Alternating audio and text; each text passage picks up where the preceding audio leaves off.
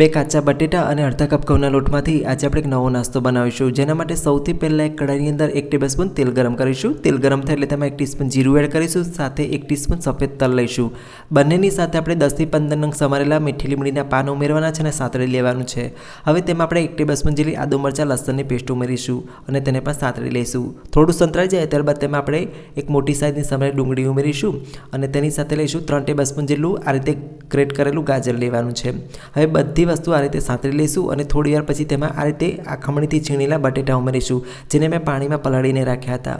તો આ રીતે બે બટેટાને આપણે છીણીને ઉમેરી દઈશું અને તેને ગેસની સ્લો ફ્લેમ પર કૂક કરી લઈશું. થોડું કૂક થઈ જાય ત્યારબાદ તેમાં આપણે મીઠું સ્વાદ પ્રમાણે લઈશું અને ત્યારબાદ તેને આ રીતે થોડું સાંતળી લઈશું. હવે થોડું સંતળાઈ જાય ત્યારબાદ તેમાં આપણે 2 ટેબલસ્પૂન જેટલો ચોખાનો લોટ ઉમેરીશું અને તેને થોડો મિક્સ કરી લઈશું.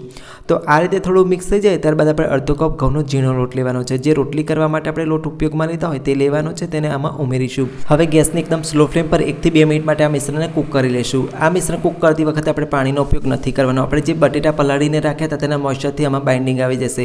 1/4 ટીસ્પૂન હળદર લઈશું, 1/2 ટીસ્પૂન લાલ મરચું પાવડર લઈશું, 1/4 ટીસ્પૂન ગરમ મસાલો ઉમેરીશું અને 1 ટીસ્પૂન લીંબુનો રસ ઉમેરીશું.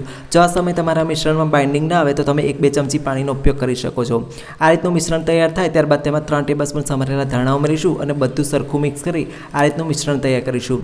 તૈયાર થયેલા મિશ્રણને બાઉલમાં ટ્રાન્સફર કરી તેને ઠંડુ થવા દઈશું. હવે મિશ્રણ આ રીતે એકદમ ઠંડુ થઈ જાય ત્યારબાદ આપણે હાથેથી તેને કેળવી આ રીતે તેને સ્મૂથ કરી લઈશું. આ રીતનું મિશ્રણ તૈયાર થઈ જાય ત્યારબાદ બંને હાથને તેલથી ગ્રીસ કરવાના છે. થોડું મિશ્રણ આમાંથી લેવાનું છે અને તેને આ રીતે સિલિન્ડરનો શેપ આપી દેવાનો છે.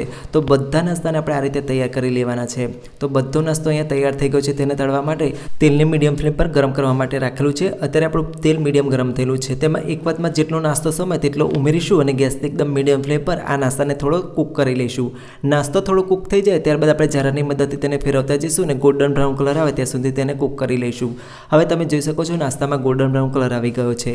સેમ પ્રોસેસને ફોલો કરીશું અને બાકીનો બધો નાસ્તો તૈયાર કરી લઈશું.